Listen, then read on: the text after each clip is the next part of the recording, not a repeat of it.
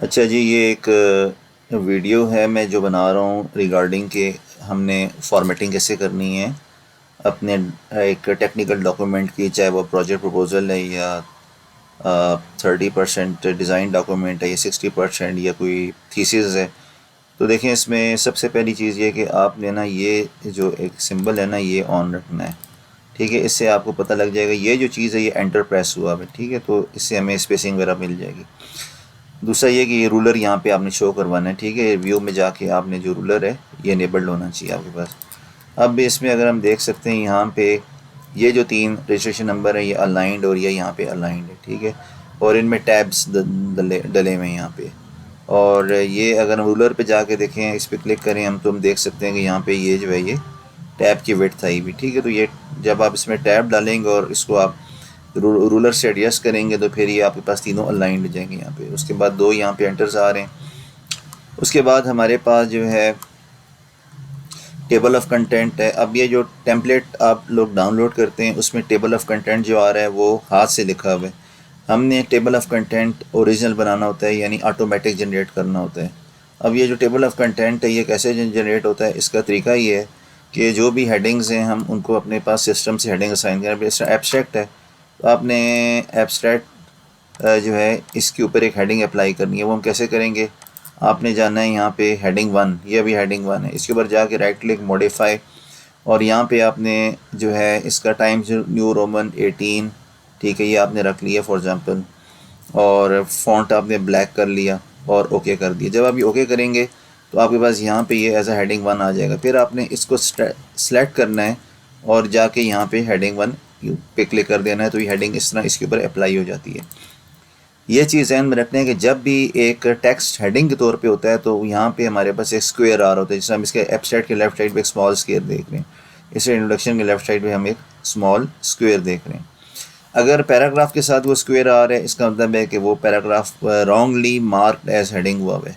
तो जितनी भी बड़ी आपके पास मेन हेडिंग्स हैं उनका एक ही स्टाइल अप्लाई होगा उनके ऊपर। जिस तरह इंट्रोडक्शन है, इसको मैंने सेलेक्ट किया और जाके यहाँ पे मैंने वही हेडिंग 1 क्लिक कर दी जो अभी मैंने बनाई थी, और तमाम जो हमारे पास बड़ी हेडिंग्स हैं उनके ऊपर हेडिंग अप्लाई होगी। एक चीज़ जो मैंने देखनी है वो ये कि मेरे पास ये स्पेसिंग कंसिस्टेंट होनी चाहिए। मैं इसको राइट क्लिक करूँ और जाके यहाँ पे अगर मैं लाइन स्पेस ऑप्शन में जाऊँ तो 12 और 6, ठीक है, ये मेरे पास आ रहा है मल्टीपल। तो सब में यही आना चाहिए। नॉर्मली जब हम हेडिंग डिफाइन करते हैं तो उसमें ऑटोमेटिकली सबके लिए सेम सेट हो जाता है, 12 6 मल्टीपल इन पॉइंट 1.0। ठीक है, तो ये हेडिंग्स हमने इस तरह डालनी है। टेक्स्ट जो है वो फुली जस्टिफाइड है। हम देख सकते हैं कि इसमें दोनों साइडों पे जो अलाइनमेंट है टेक्स्ट की वो ठीक है, फुली जस्टिफाइड होना चाहिए। अगर आपने बुलेट्स लगानी है तो उनकी आइडेंटिफिकेशन प्रॉपर होनी चाहिए, और इस तरह टेबल के कैप्शंस प्रॉपर जगह पे होने चाहिए। ऐसे नहीं कि हेडिंग यहाँ पे आ रही हो टेक्स्ट नीचे, हेडिंग और टेक्स्ट बिल्कुल साथ साथ होना चाहिए। और जो हमारे पास अब ये जो हेडिंग है, ये जो है ये स्मॉलर फॉन्ट वाली हेडिंग है, फॉन्ट साइज़ कम है इसका। तो हम क्या करेंगे, हम जाएंगे यहाँ पे हेडिंग में जाके राइट क्लिक, हेडिंग 2 में जाके मॉडिफाई, और उसमें हम जाके 14 और ब्लैक हमने और टाइम्स न्यू रोमन हमने यहाँ से स्टाइल सेलेक्ट कर दिया। तो अब हमारे पास जो है जब ये हेडिंग बन जाएगी तो हमने जो स्मॉलर वाला है उसको सेलेक्ट करनी है हेडिंग को, और ऊपर हेडिंग 2 अप्लाई कर देना है। इस तरह जितने भी स्मॉलर वाले आ रहे हैं उन सब पे हमने हेडिंग 2 अप्लाई करते जाना है। ठीक है, अब ये बड़े वाला है, इसके ऊपर हेडिंग 1 अप्लाई हुई हुई है, आप देख सकते हैं। जो ये बड़े वाला है इसके ऊपर अगर हम जाएँ तो हम देख सकते हैं हेडिंग 1 अप्लाई हुई हुई है। तो इस तरह हमारे पास जितनी भी हेडिंग्स हैं उनको कोई ना कोई हेडिंग स्टाइल अप्लाई होना ज़रूरी है। और उसके बाद हमारे पास इस तरह अगर हम लिस्ट ऑफ टेबल्स डाल रहे हैं तो ये जो टेबल्स हैं ये प्रॉपर्ली ऑटो जनरेटेड होंगे ताकि वो लिस्ट ऑफ टेबल्स हमारे पास आ जाएँ। और अगर कोई फिगर्स हैं तो वो ऑटो जनरेट होंगे, उनके नंबर्स आगे फिगर जो हैं वो हमारे पास आ जाएँ, तो उससे ऑटोमेटिकली ऊपर list of figures and list of tables बन के आ जाएगा। अब जब ये हम इसमें फिगर्स वगैरह डालेंगे तो ये नहीं होना चाहिए कि फिगर डली हुई और कैप्शन इसका कहीं अगले पेज पे गया हो। सेम पेज पे फिगर और कैप्शन होना ज़रूरी है। ठीक है, तो ये सेम पेज पे फिगर और कैप्शन होना ज़रूरी है। तो ये जो आपको साइन नज़र आ रहे हैं इसका मतलब कितने एंटर प्रेस हुए, तो यहाँ पे 5 एंटर प्रेस हुए। क्यों किए हुए, क्योंकि अगर ताकि हमारे पास अगर यहाँ पे हो सकता है कि ये फिगर ऊपर चली जाए और कैप्शन नीचे रह जाए, तो उसको पेज पे फिक्स करने के लिए हमने ये वाले एंटर प्रेस किए हैं। रेफरेंसेस जो हैं हम देख सकते हैं जब इसके ऊपर मैं लिख रहा था ग्रे होता है, तो ये ऑटोमेटिक रेफरेंसेस हमने वर्ड के यूज़ किए हुए हैं।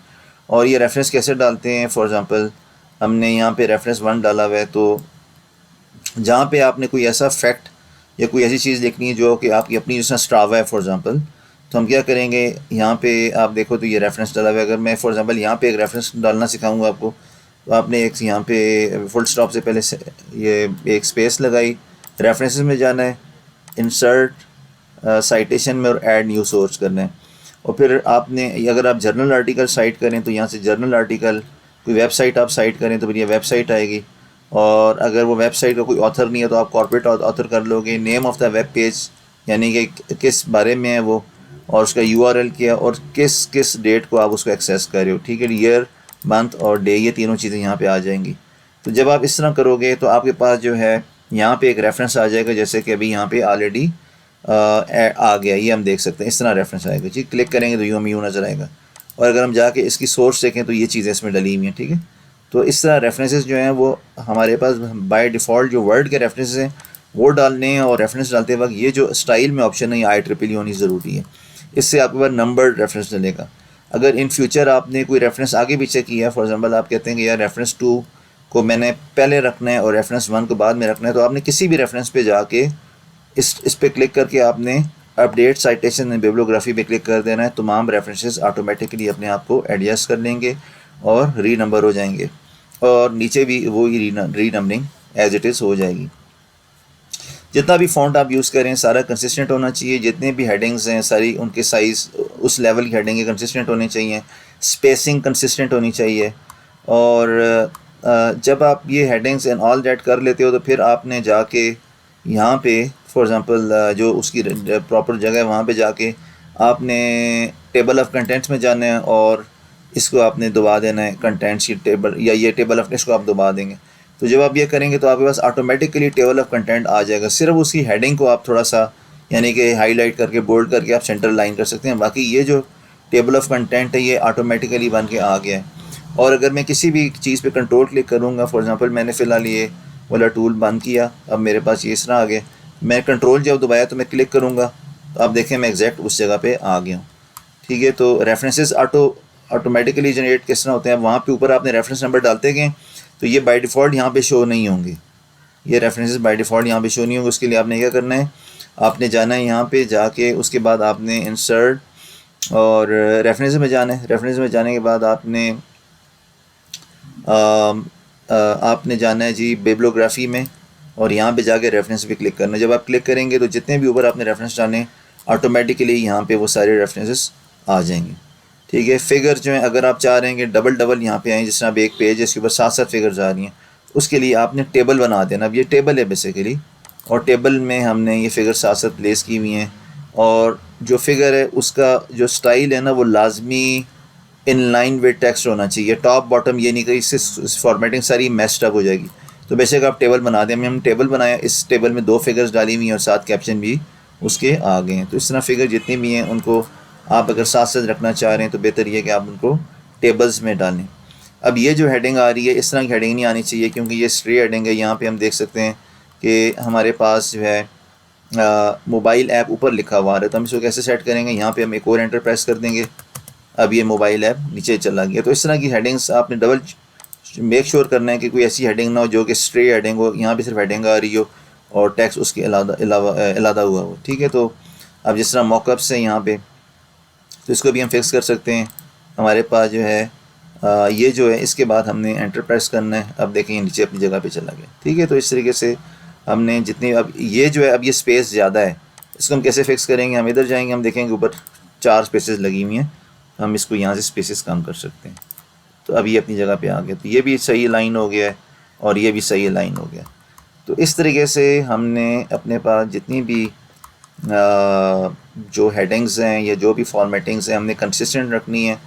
और कोई ऐसा हमने उसमें नहीं करना कि जिसमें पिक्चर ब्लर हुई हुई, यानी ये नहीं कि पिक्चर आपने लगाई तो यूँ आप इसको यूँ इस तरह करके यूँ खींच दो इस तरह, तो ये हॉरिजॉन्टली स्ट्रेच हो जाएगी, इसकी एस्पेक्ट रेशियो ख़राब हो जाएगी।